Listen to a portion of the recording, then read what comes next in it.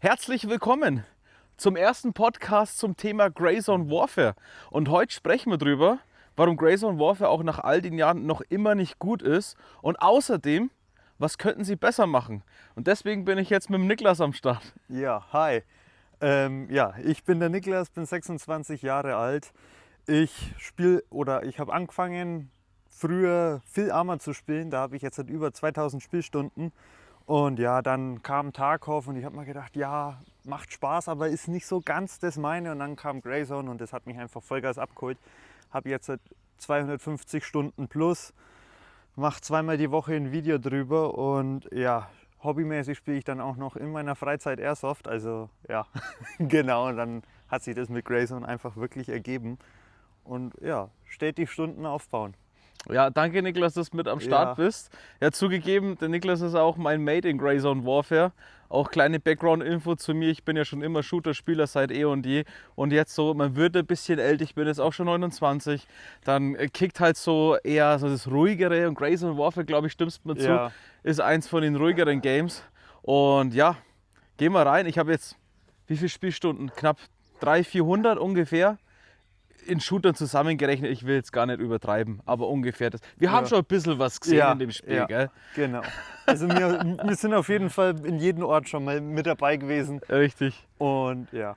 Ja, genau. Okay, dann Niklas, ich würde einfach sagen, wir fangen mal sogar an, so back to the roots. Wo haben wir mit Greyzone angefangen und wie haben wir das Spiel damals wahrgenommen, als wir die ersten Spielstunden miteinander verbracht haben? Das ist eine gute Frage. Also bei mir war es ja 0.1, wo ich wirklich angefangen habe, aber nicht aktiv gespielt habe. Und dann bin ich die ganze Zeit so wirklich zum Domi gegangen. Domi, du musst dir Greyzone holen. Und er so, nein, Alter, ich habe eh schon keine Zeit, muss Videos machen. Und ja, 0.2 hast es, glaube ich, du dir dann auch geholt.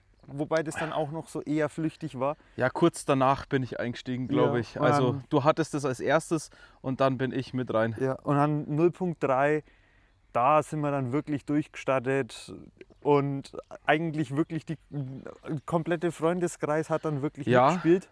Ja, wir haben ja mittlerweile, also wir sind ja wir beide, dann eben noch 2 weitere Jungs, die am Start sind, dann meine Frau, die Maike. Ja. Das sind schon mal 5 aus dem Kern und hin und wieder findet sich dann noch mal der ein oder andere. Ja, ich glaube, genau. lass es 6 Leute sein. Ja. Doch, dein Dad zockt noch. Ja, so ungefähr 6 bis 8 Leute immer. Ja, also es haben 2 Squads nicht ausgereicht zu unserer Spitze, kann ich mich nur erinnern. Ja. Aber was sagst du, wie war das Spiel so der erste Impact für dich? So das erste Gefühl, wo du siehst, das ist jetzt Greyzone Warfare. Zum ersten Mal hast du es jetzt gesehen. Ja, also damals hatte ich ja null Plan. Ich hatte ja angefangen, habe nicht mehr gewusst, wie die Helis funktionieren. Ja, null. Damals hat es noch nicht mal irgendwie die Liste links an der Seite gegeben, wann welcher Heli kommt. Nee. Und dann habe ich gedacht, ja, dann läufst du halt einfach mal los. Wenn ich 100 Meter gekommen bin, war es weit und wurde bei den Wilden über den Haufen geschossen. Und ja, genau, das war so meine erste Experience. Wie war das so das Feeling für dich? Das Gefühl? Es war hart. Also ich habe mir dann wirklich gedacht, was machst du denn da jetzt? Also ja, Tarkov hast du auch oft aufs Maul bekommen und ja, aber ich habe mir gedacht, dann so am Anfang, Greyzone auch? Und die haben doch gesagt, dass es nicht so Tarkov Hardcore-mäßig sein soll. Also schon realistisch sein soll, aber nicht so Hardcore. Ich dachte auch erst so Tarkov-like. Ja, genau, aber wenn man das, ich sag mal so, nach 10, 20 Spielstunden ist das überhaupt nicht der Fall. Also da merkst du dann auch, dass das wirklich ein ganz anderes Spiel ist. Ja, also kann ich bloß zustimmen. Für mich war Greyzone erstmal so dieser Impact, also so First Thought war Tarkov, aber irgendwie groß. Genau. Das war so. Ja. Und ich meine, die Entwickler, die haben ja auch gesagt, hey, sie haben sich da ein bisschen dran orientiert. Ja. Aber es ist ja kein schlechtes Vorbild, Tarkov, sagen wir jetzt mal. Die Sachen, die Tarkov gut macht, haben die einfach übernommen. Genau. Und ich sag so, für mich war so dieser First Impact, es hat mich so hart gechillt, Greyzone. Also diese Location in diesem tropischen, warmen Gebiet und dann auch das Color Grading, so was auf der Map ist. Ja, das ist einfach, das ist so wie Urlaub. So, und jetzt hast du noch eine Knarre in der Hand, perfekt. Ja. Das war für mich so das erste Gefühl. Ja. Magst du uns vielleicht einmal kurz einen Einblick geben, was war so die erste Spielsequenz oder dieser erste Wow-Moment, den du noch im Kopf hast, so vom Beginn an von Greyzone? das ist schwierig zu sagen für mich, aber ich habe den Wow-Moment heute noch. Also Okay. das muss ich dem Spiel auch wirklich zugute halten. Diesen Wow-Moment hast du heute immer noch und er kommt immer und immer wieder. Ich war vor einer Woche war ich in Midnight Sapphire drin auf Mhm. den Sniper-Spots und habe unten reingeschossen. Und ich glaube, das war so Richtung Sonnenuntergang, Sonnenaufgang. Also, Also ein optisches Wow. und einfach so wirklich ein optisches Wow. Du liegst da dort und du siehst so dieses Morgenrot, Ja, Abendrot ja, und holst dir da einfach die Leute raus. Einfach ja. voll der Urlaub. Fühle ich absolut. Und das sieht man einfach mal, wie Grayzone Warfare, was für ein optisches Game das auch ist. Ja. Das ist nicht so ein Ding wie Fortnite oder so, wo du die Grafik runterschraubst, damit du dann alles schneller und besser siehst als die Nee, anderen, nee. sondern du merkst halt echt, wenn du die Grafik auf ganz, ganz niedrig machst, denkst du so, scheiße, das kannst du deinem Auge nicht antun, weil es halt schon auf Mittel sieht es ja Ja, brutal aus. das Da stimmt. brauchst du auch keine Ja. Maschine. Also ich muss sagen, ich habe so der erste Wow-Moment war eigentlich so ein Oh-Fuck-Moment. Ich bin da also gespawnt, von Helis kein Dunst. Ich Ja. wusste, okay, Inventar, Tarkov, wusste ich ein bisschen, wie es funktioniert. Egal, was zusammengepackt, los. Und der Dommy, der will mal auf eigene Faust erobern und erkunden. Und dann habe ich mir gedacht, ich laufe jetzt mal in die erste Stadt unten rein und war erstmal schockiert, weil da niemand war. Und das war auch der Fehler, weil ich war dann leichtsinnig. Ich bin in die nächste Ja. Stadt und das war aber erst die richtige Stadt. Das davor war ja nur ein bisschen so Ja, dieses diese Villengebiet. Villen, wo 3, 4 Leute rumstehen. Genau, da war ja Ja. auch kein Loot, nix. Alter, und als ich auf den ersten Gegner gestoßen bin, der hat mich sowas von nass gemacht. Ich dachte mir so, Ja, oh shit, das ist weder Tarkov, das noch ist das stimmt, Battlefield. ja. Das ist irgendwie ganz anders. Und auch beim zweiten Versuch, voll die Kugel gefressen. Da bin ich aber schon mit dem Heli rein. Ja, was, Und das war mein Oh fuck Moment, mein Genau. Oh wow Moment. also was es ja wirklich bei mir war, wo ich mir so gedacht habe, oh fuck, oh wow, ich bin runtergeflogen und bin das erste Mal dann, ja, also nicht auf Feindkontakt, aber ich habe zurückgeschossen. Ja, Also ich habe das erste Mal zurückgeschossen, so muss ja, man das sagen. ist crazy. Und ich hab den 2, 3 Magazine wirklich reingedrückt und der ist nicht umgefallen. Ja, Und dann habe ich wirklich YouTube aufgemacht, mache ich normalerweise selten, und schaue nach, hey, was muss ich denn machen? Und dann war es Ja. wirklich so, hey, du musst wirklich auf Lunge, Herz, Center of Body, Komplett. Center of Mass schießen. Und dann, oh fuck. Ja, es hat mich auch komplett getriggert. Genau. Gerade so dieses Met-System. Also Ja. ich bin kein Freund von Essen, von Trinken, von Met-System. Geht mir voll auf den Keks. Aber Grayzone hat es komischerweise geschafft, das so zu machen, Komplex, aber trotzdem komplex, so simpel. aber trotzdem simpel, sodass Ja. es mir nicht auf die Eier geht. Ja. Ich glaube, deswegen hat mich das dann so eigentlich gar nicht mehr interessiert. So, ja, das ist Ja. halt dann im Game, ist halt jetzt so, ist es gar Genau. nicht mehr so schlimm. Ja, cool. Ja, aber reden wir doch mal, jetzt kommen wir mal ein bisschen so Richtung näher zu dem Punkt, weil wir sagen, Grayzone ist immer noch nicht gut. Ja. Es hat sich ja viel in Grayzone getan. Vollgas, Und ich ja. glaube, du stimmst mir auch zu, wenn ich sage, da hat sich extrem viel Positives getan. Vom Map-Design, von der KI, von der Grafik, von den Waffen, vom Mhm. Ja. Movement, von Quality of Life Changes. Es hat Ja. sich sehr viel sehr viel. in die sehr, richtige sehr viel, Richtung ja. entwickelt. Ja. Aber ich glaube, da knüpfst du besser mal an. Mhm. Da gab es ja so einen Punkt letztes Jahr, wo wir alle ganz heiß waren. Wir waren so heiß, aber wir haben nicht das bekommen, was wir wollten. Ja, beziehungsweise wir haben gewartet und gewartet und gewartet und noch länger gewartet Richtig. und dann war das Jahr rum. Und dann war, Da ist das Ja, Jahr ausgegangen und wir haben immer noch gewartet. und da war die Gamescom schon lange vorbei. Da war dann, ja, also die Gamescom war dann wirklich schon ein gutes halbes Jahr her. Also wir sind dann schon, Februar 26 war das schon. Also wir haben unseren kompletten Winterurlaub wirklich noch in 3.0, 3.5 verbracht. Ja. Und wir haben immer noch gewartet. Ja, Da man darf nicht vergessen, es war ja die Zeit von Ark Raiders. Da kam ja Ark Raiders Das auch stimmt, ja. Aber wir haben uns halt wirklich so gedacht, ja, Ende des Jahres kommt Weihnachtsurlaub, Ja. wir freuen uns, ja. Und dann Kam ist nicht. es wirklich Mitte, Ende März geworden. Ja, aber vielleicht holen wir die Leute mal kurz ab, so im Background, warum ist es auch so beschäftigt? Weil es ist ja so, wir haben ja die Entwickler kennengelernt auf der Genau. Gamescom Ja. in Köln 2025. Shoutout geht nochmal raus, tolles Team und Ja, tolle Arbeit super bis daher. sympathisch. Vollsten Respekt Ja. und danke nochmal für die Aufnahme ins Team. Und jetzt, wenn du sagst, Aufnahme ins Team, ja.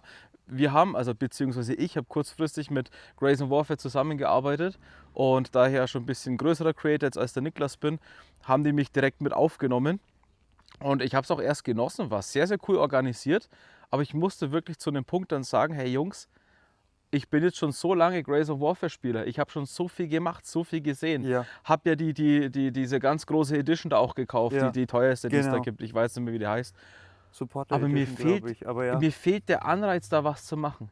Da war kein Content mehr. Ich kannte jedes Haus, jeden NPC, jede Waffe. Ja. Das Einzige, Jedes Verhalten, alles, jeden wie's- Fisch, jede Dose, ja, wo sie in Deckung rennen und so weiter. Ich war schon blutzuckerkrank vom ganzen Litchi-Saft.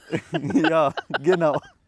Und das war für mich der Punkt, wo ich dann gesagt habe, Jungs, ich muss mich leider doch, wenn auch temporär, von euch verabschieden, Ja. weil es für mich keinen Anreiz mehr macht, da Content zu erstellen.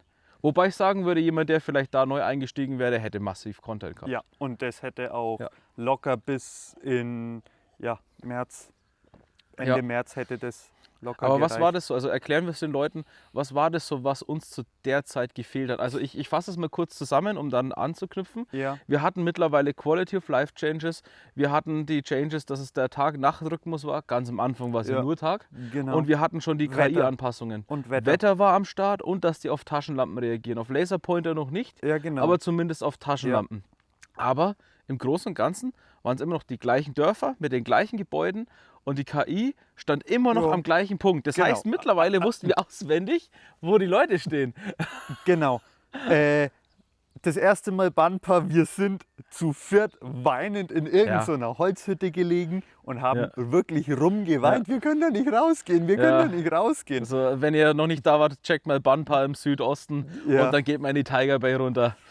Dann werdet ihr nach Mama schreien. Und dann, ja, wir hatten dann wirklich einen Punkt, kann man sagen, wo wir wirklich überall waren. Ja. Und wir sind einfach wie bei einem Sonntagsspaziergang durchgelaufen. Wir haben gewusst, wo jeder steht. Wenn Richtig. jemand schreit, das hat sich einfach eingespielt. Voll. Und ja, du bist da wirklich durchspaziert und hast eigentlich nur noch den Loot Ja, eingepackt. ich kann mich ja noch erinnern, als wir da zum Beispiel in der großen Gruppe waren mit Marco und Czech. Ja. Wir sind irgendwann alle getrennte Wege gegangen, weil wir wussten, hey, da kann uns nichts passieren. Ja. Du brauchtest ja nur irgendeine AK oder eine M4 mit einem Scope drauf Ja, und das ja. war's. Den Rest hat halt einfach dein Aim, also Aim ist ja eh wichtig bei dem Game. Ja, sehr. Und ein bisschen Physik solltest du auch checken. Aber du warst halt dann geübt in dem Spielflow. Du musstest da nicht mehr irgendwelche Zangenmanöver im Squad laufen, so wie es Ja. halt in Real Life Du der hast, Fall wäre. du hast es halt aus Spaß vielleicht einmal Ja. gemacht oder wenn du wirklich paranoid irgendwo frontal rein bist. Aber Es war ja auch kein Loot mehr übrig. Wenn ihr mal überlegt, wir waren zu viert oder zu fünft, da rennst du los und ein Mann hat ausgereicht, um ein ganzes Dorf zu wipen, weil du wusstest, Ja. wo jeder steht. Und das war halt einfach nur noch, der eine hat geschossen und 4 sind hinterhergerannt. ja, und- die waren sozusagen wirklich die Rucksäcke für Genau. der, ja. wo geweibt hat. Richtig. Ja. Und das war so der eine Punkt. Der andere Punkt war ja dann der Multiplayer. Der kam ja dann auch dazu, ne?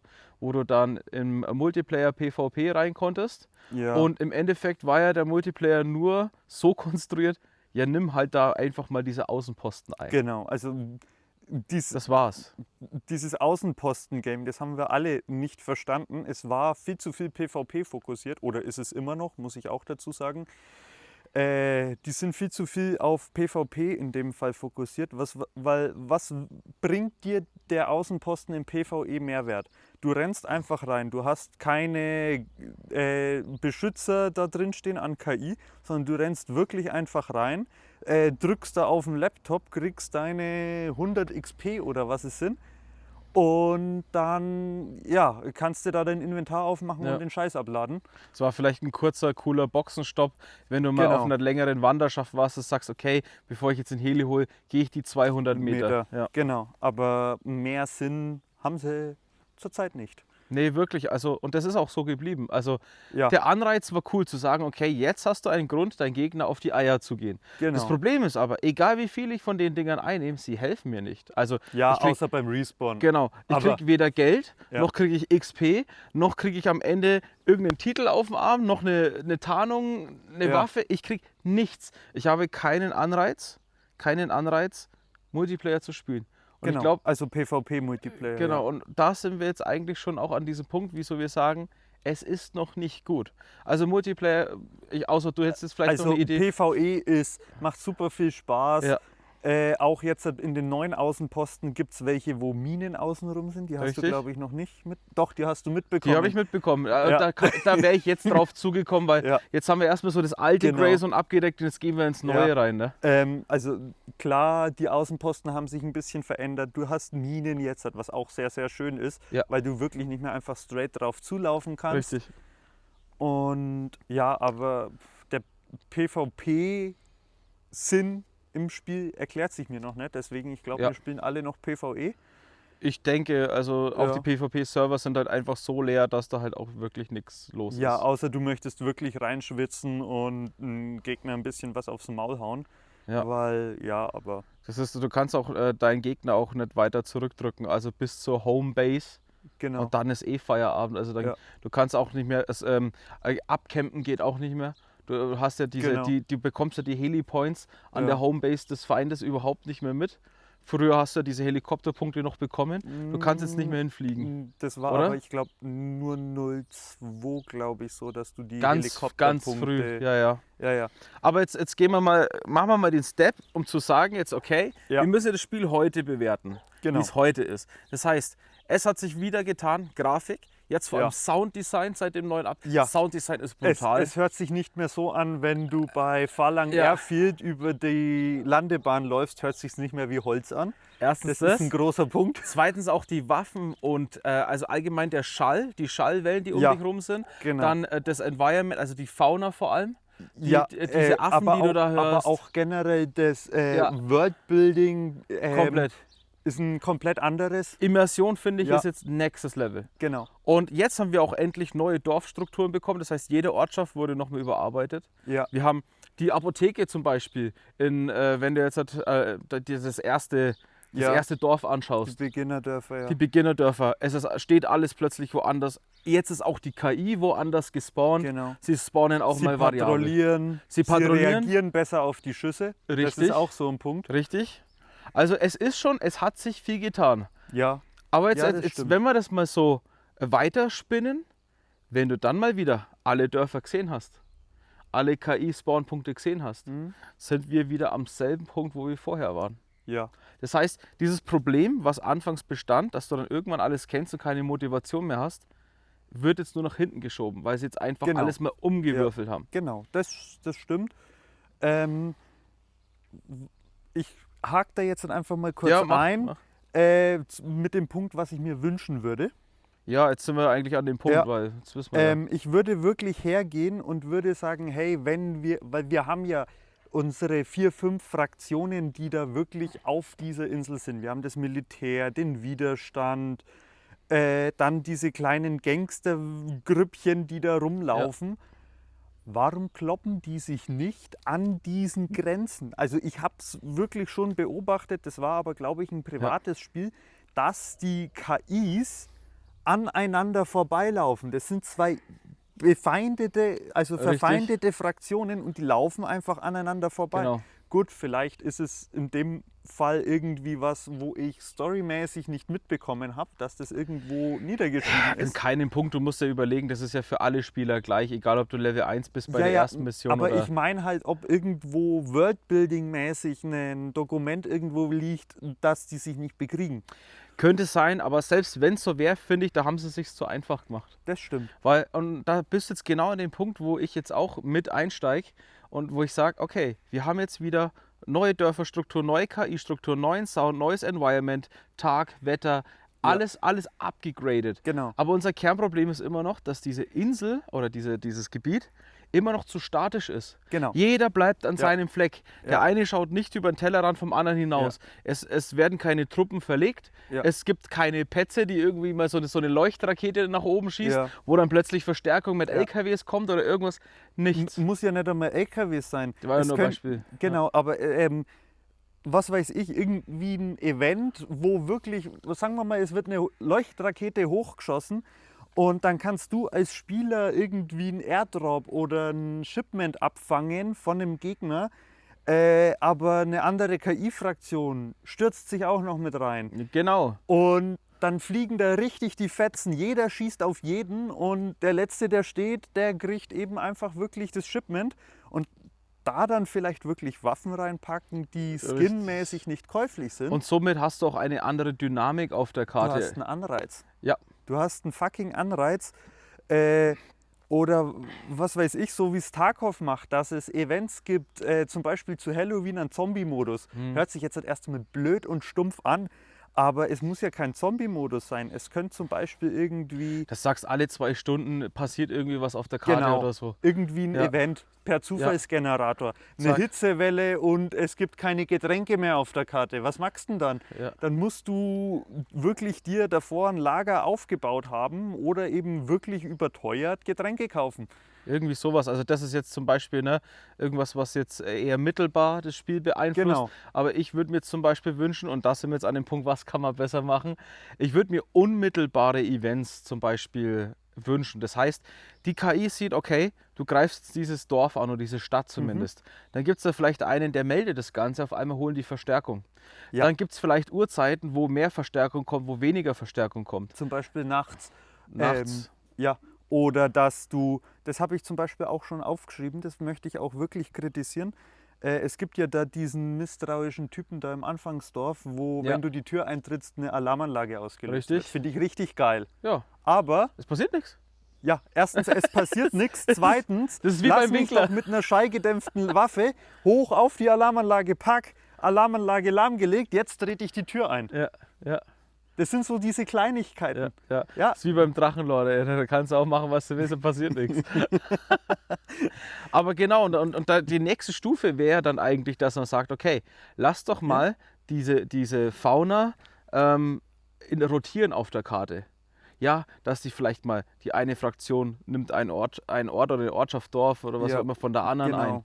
Oder die haben jetzt ein Upgrade bekommen, weil du vergessen hast, denen irgendwie die Versorgungslinie zu kappen. Oder irgendwie Ja, sowas in die Richtung. Oder wirklich so, das kann man jetzt auch wieder aufs PvE beziehen, weil da kann man ja dann wirklich sagen, hey, die Fraktionen sollten eventuell sogar zusammenarbeiten, zumindest nicht aktiv gegeneinander schießen. ja.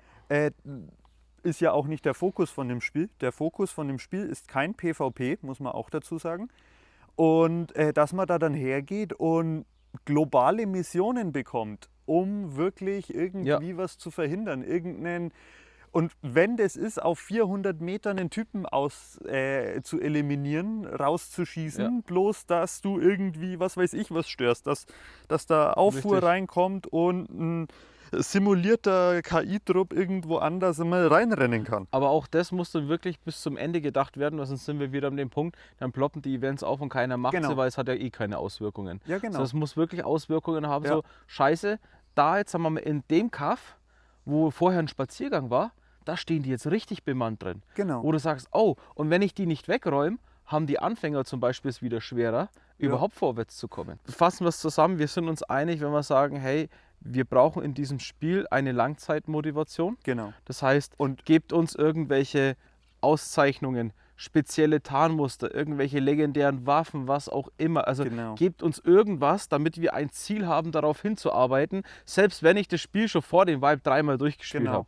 Und ich möchte das Tarnmuster nicht auf einer Waffe. Das hört sich jetzt erstmal blöd an. Ja, Sondern bin ich ich jetzt auch möchte nicht der das Fan. Tarnmuster als eine Sprühdose.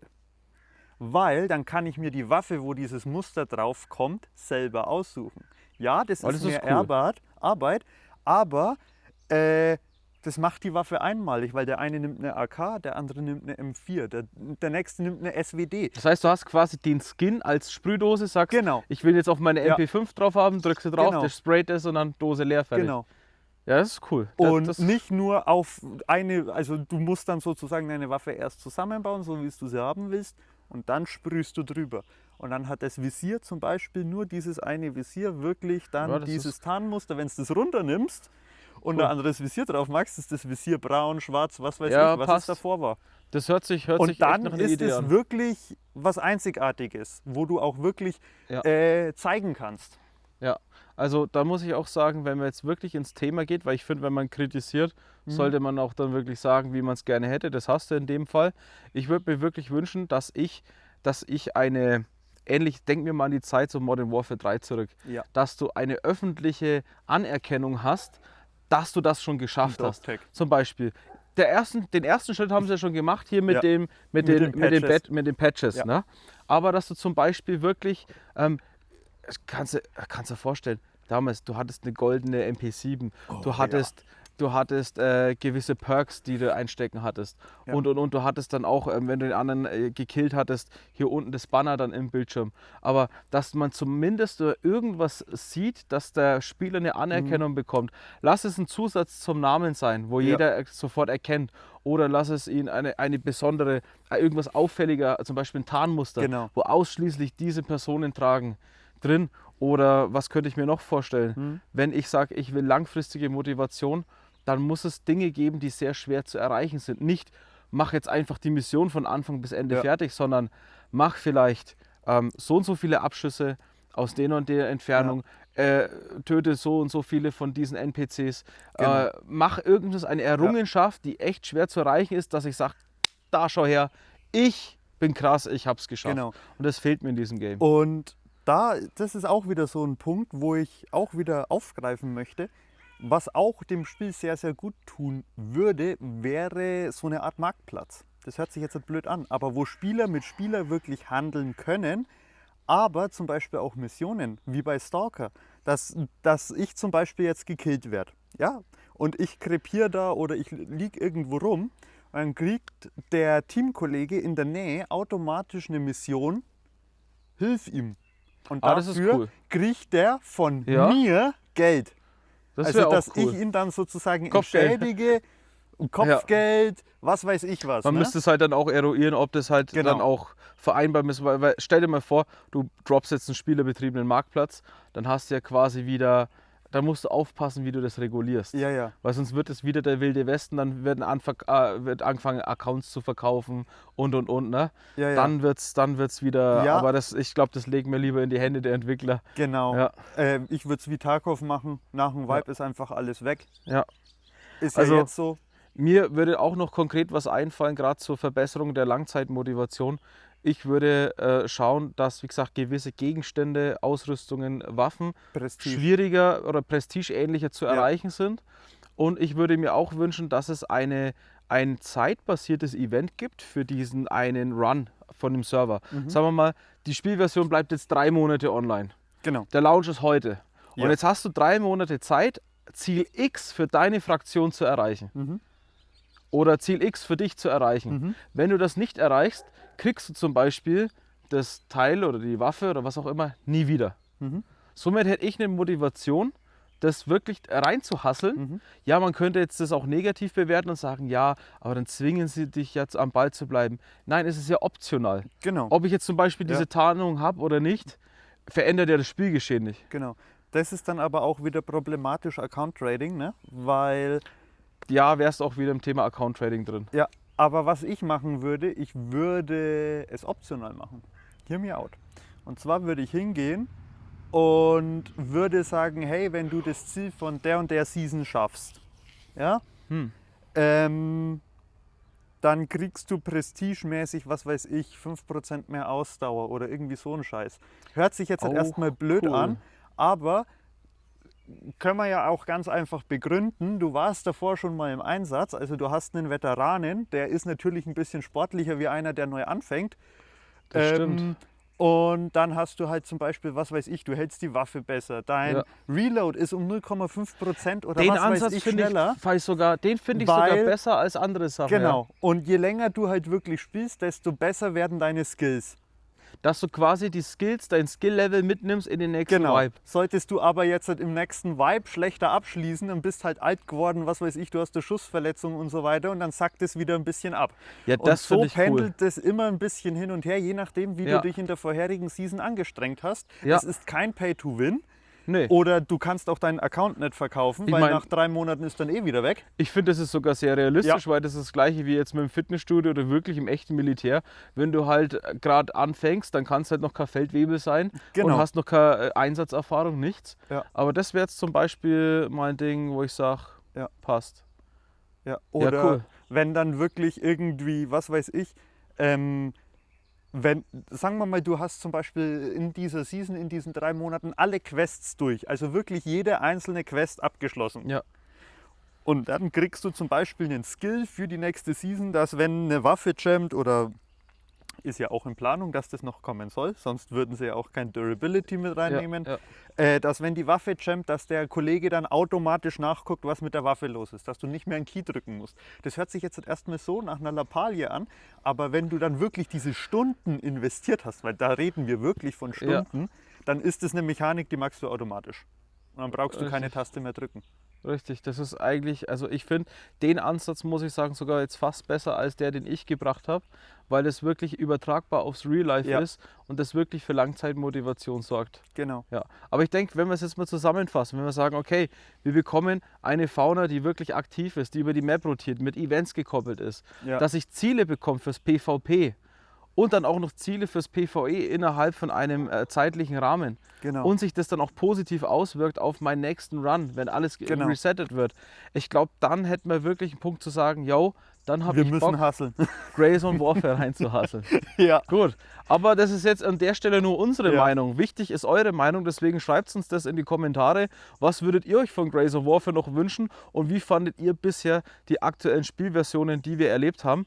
Und deswegen schauen wir mal, wie so das Feedback ist, oder Niklas? Und dann entscheiden wir mal, ob wir noch einen machen. Ich glaube aber, dass das Feedback zumindest bei mir auf dem Kanal sehr, sehr positiv ausfallen wird und dass Ja. auf jeden Fall noch eine Folge kommen muss. Genau. Gut.